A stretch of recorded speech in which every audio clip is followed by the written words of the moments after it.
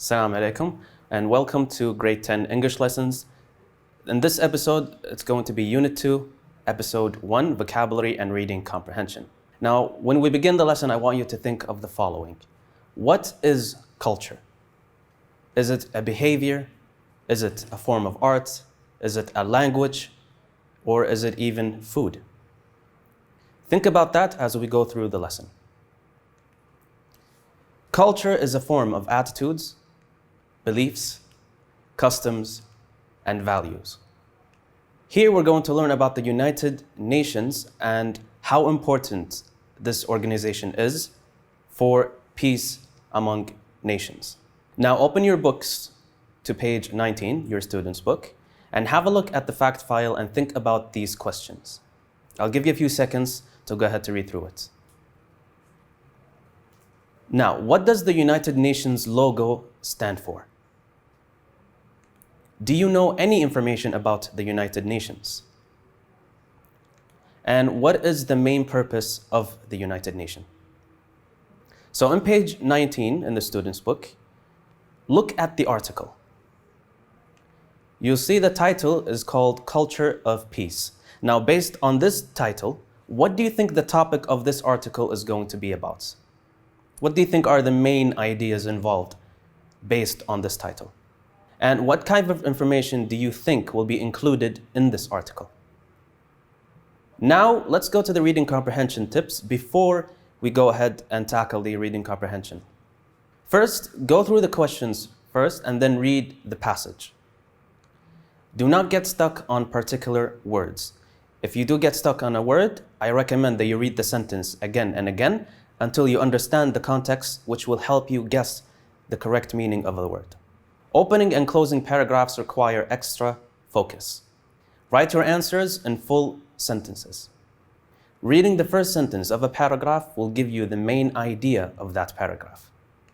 I also recommend that while you read the text, underline or circle the keywords or possible answers. Doing this will help you find your answers later on when you try to answer the reading comprehension questions. Here is another tip when it comes to reading the text. You have two different methods of reading. The first one is called skimming, and the other one is called scanning. Now, what's the difference between both of them? Well, when it comes to skimming, you're reading the text quickly to get the general idea. However, when you're scanning, you're reading the text quickly to find a specific piece of information. Keep this in mind because we're going to use these skills later on when we do the reading comprehension questions. Now, here are the types of questions you'll be tackling in the reading comprehension. The first thing you'll be tackling is the multiple choice questions. And they are as follows. First, you have the best title and the main idea. The second question is a vocabulary question. So you'll get to be asked about synonyms, the closest meaning to a certain word, antonyms, the opposite meaning to a word, or the definitions, the exact meaning of a certain word. The next multiple choice question will be word reference. I'll explain this right now. For example, you have this question. The underlined word they in paragraph X refers to. The fourth type of multiple choice question will be locating explicit information. For example, the answer is clearly mentioned in the text by searching for the correct keyword. Number 5, you have the negative factual information. You'll have 3 different types in this number 5 or this type of question. According to the passage, which of the following is not true? So you'll have 4 statements, and one of those statements will be false, not true. The next one is, all the following statements are true except. So you'll have 4 statements, and one of them is a false statement. And according to the passage, all the following statements are false except. So 4 statements and only 1 true statement. The last type of multiple choice question will be, what is the purpose of the writer, or what is the moral lesson behind the text? After you're done with the multiple choice questions, you'll face the productive question. This is a question and answer. First, you'll have the explicit question.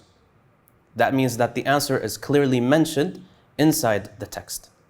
The next type is the implicit question. The answer is implied and not given explicitly in the text. That means that you'll understand the answer, however, you will not find it inside the text. Now we're done with the multiple choice questions, or the type of questions we'll see in reading comprehension. Now, let's read the questions first before we go ahead and read the text. We have question number 1, what is the main idea of the first paragraph? Number 2, the opposite of the underlined word numerous, as used in line 28, is. The underlined word he in paragraph 3, line 24, refers to. According to paragraph 3, what did His Highness the Emir of Kuwait, Sheikh Sabah Al-Ahmed Al-Jaber Al-Sabah, emphasize? Number 5, all the following statements are true except. And then number 6, what has Kuwait done to further the culture of peace? So we finished reading the questions. Now let's go ahead and skim the text. Again, to remind you, skimming is reading the text quickly to understand or to get the main idea or the general idea in the text.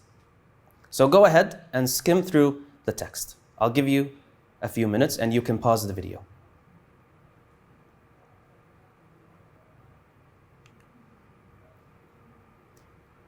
Now that we're done reading, we have the first question to tackle here. What is the main idea of the first paragraph? To remind you, the main idea is more general, it's not a detail.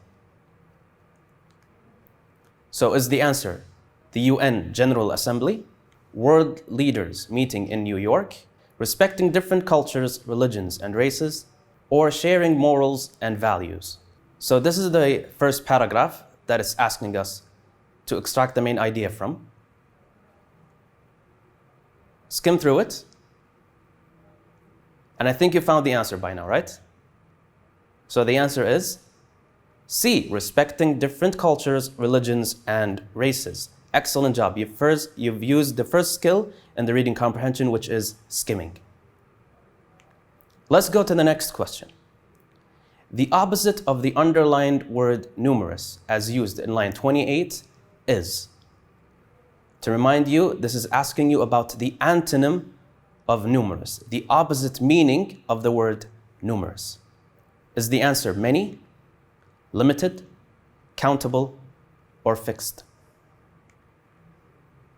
So here we have the word numerous, and world leaders here is the key word to help us understand or to help us find the opposite meaning to numerous. So the meaning must be, or the opposite meaning must be what? Many. Well done. If you got this answer, excellent job. If you didn't, try again in the next question. The underlined word he in paragraph 3, line 24, refers to. This is word reference. So is the answer delegate, member, UN Secretary General, or His Highness the Emir of Kuwait, Sheikh Sabah Al-Ahmed Al-Jaber Al-Sabah? We have a new vocabulary item here, delegates. What do you think the word means? Let's look at it together. First of all, delegate is a noun, and it means a person sent or authorized to represent others. In particular, an elected representative sent to a conference. For example, the team leader has chosen me to be the delegate for this meeting. So he chose me to be the what? The person authorized to represent the others. If we look at the text at paragraph 3, line 24, you can see the word he circled right there.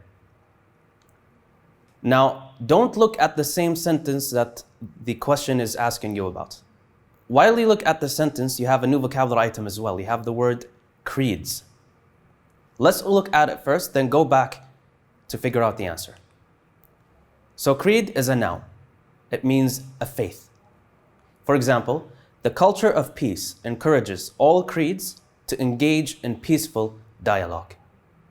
Now, if you look back at this paragraph, like I told you before, don't look at the same sentence that the word reference is in. Look at the sentence before it.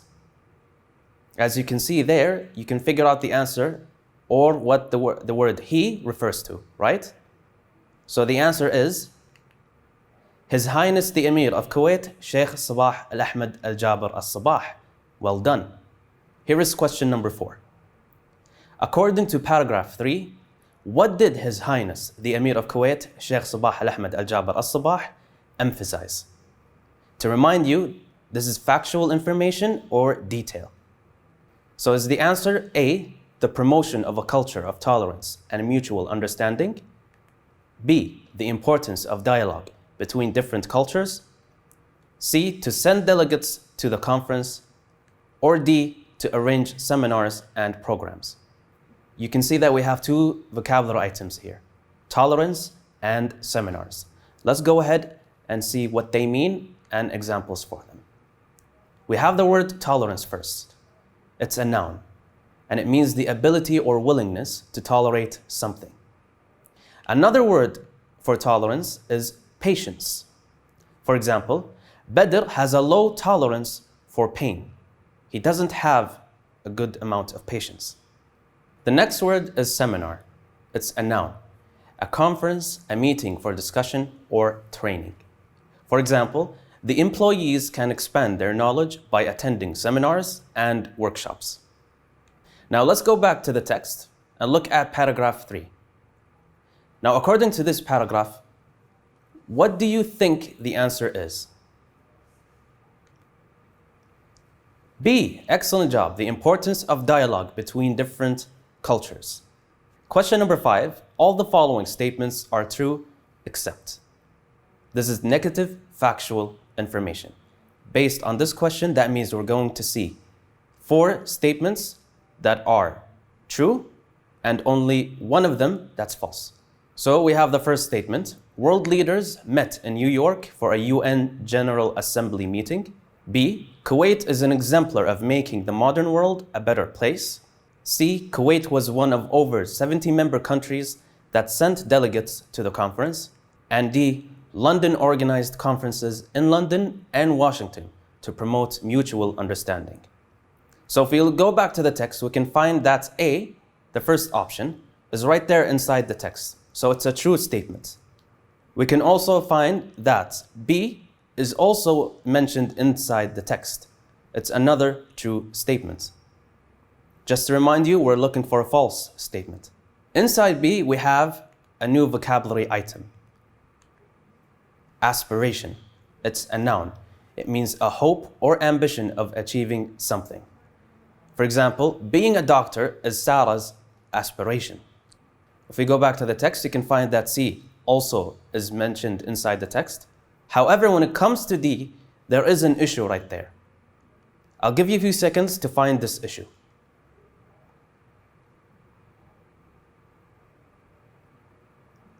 So the answer is D. London organized conferences in London and Washington to promote mutual understanding. According to the text, it was Kuwait that organized these conferences, not London. Let's go ahead to the next question. What has Kuwait done to further the culture of peace? So that means you go through the text again to find the answer. So the answer right there is explicit, right? It's inside the text. First, Kuwait has organized conferences in London and Washington to promote mutual understanding and respect.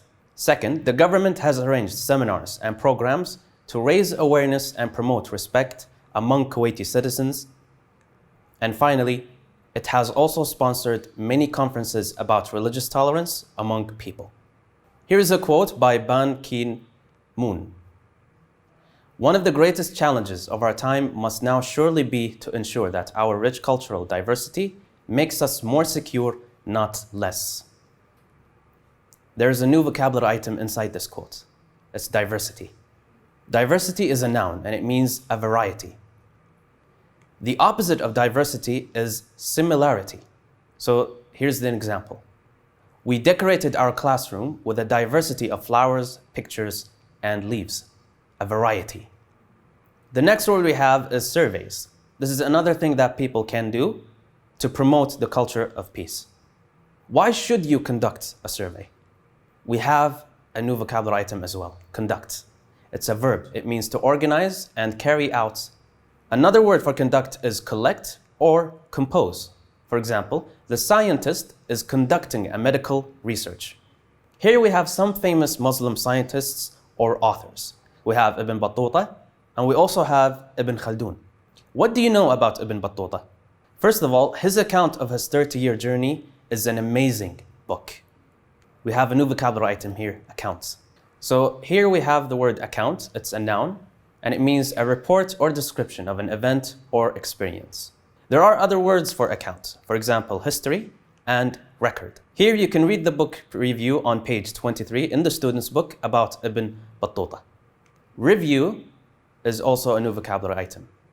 Review is a noun, and it means a critical evaluation of a book. Another word for review is analysis.